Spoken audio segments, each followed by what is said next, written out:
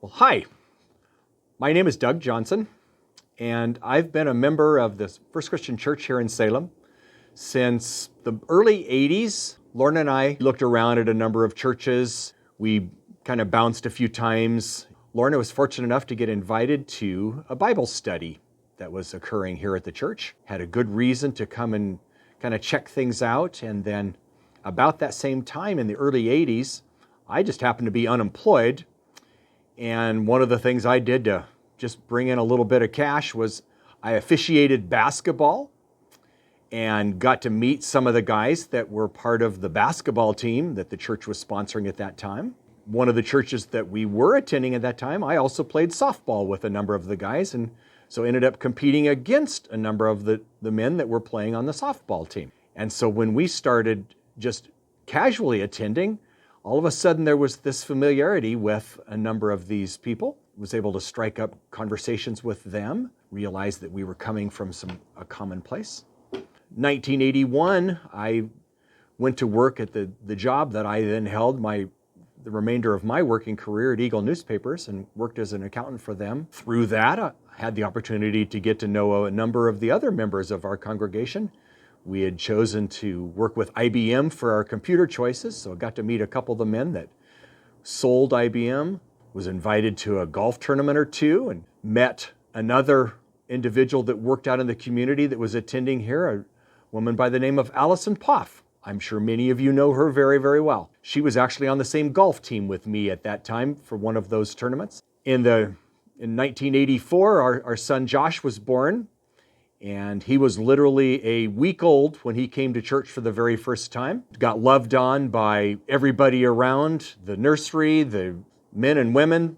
And at that time, Lorna was still working at the hospital, working swing shift. And so when we would have softball games, the only way I was able to go to a softball game was that Josh got passed around from arm to arm and then picked him up at the end of the game. And they were all kind of disappointed the game was over because they got to play with this fun little guy. 2 years later, we added Katie to our fold, and she as well grew up in this church and was mothered on quite significantly by all of those around. And as many of you probably know, she has added to this fold because we now bring our grandson Henry. He has become very active in participating in some of the youth activities.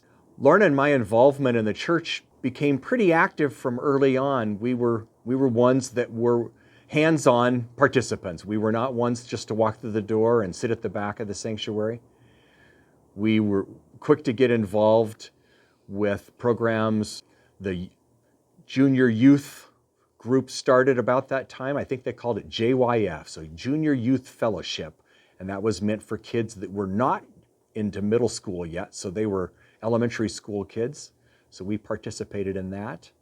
And then as the kids grew up a little bit and got involved in Cairo, which was for middle school, we participated in that as well. And then subsequently, the same thing with CYF when they were in high school. Went to camps or snow rallies, got to know a number of the kids around the region.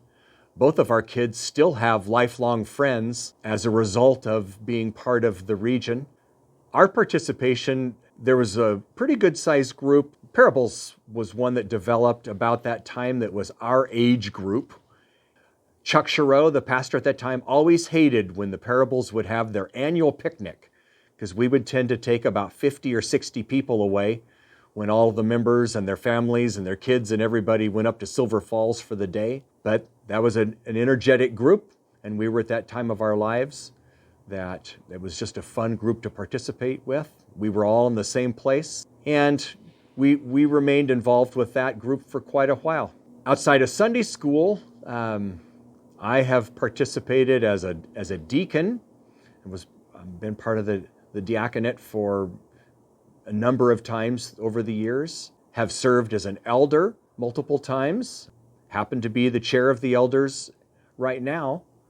Have been chair of the overall board a couple times over the years. So have always found some place to stay engaged with the congregation. Have felt it was important to be part of that, the sharing of our lives together when we would gather as groups We were not always of a like mind, and have always appreciated the fact that we could have discussions at tables, at those meetings, that would be coming from different perspectives, but that we would always have that common idea that Christ was at the center of those conversations. And I think that's what brought us back to that center point. It was always evident when we came into the building that Christ was in this presence, that we could always find this a safe place. Back in the early to mid 90s, Lorna and I both joined the first time praise group that was put together when we decided it was time to put a praise team together and consider what was then called a contemporary worship, and remained a part of that for a number of years. Recently retired from that. Speaking of retirement, we are both literally retired now, and so that has changed our timing of things a little bit. We do travel while we can. When we're home, it's very important for us to be part of the activities that go on here. We've both been members of Bible studies that have gone on over the years. It's always important to be part of those groups because you get to be far more intimate with the people that participate in that.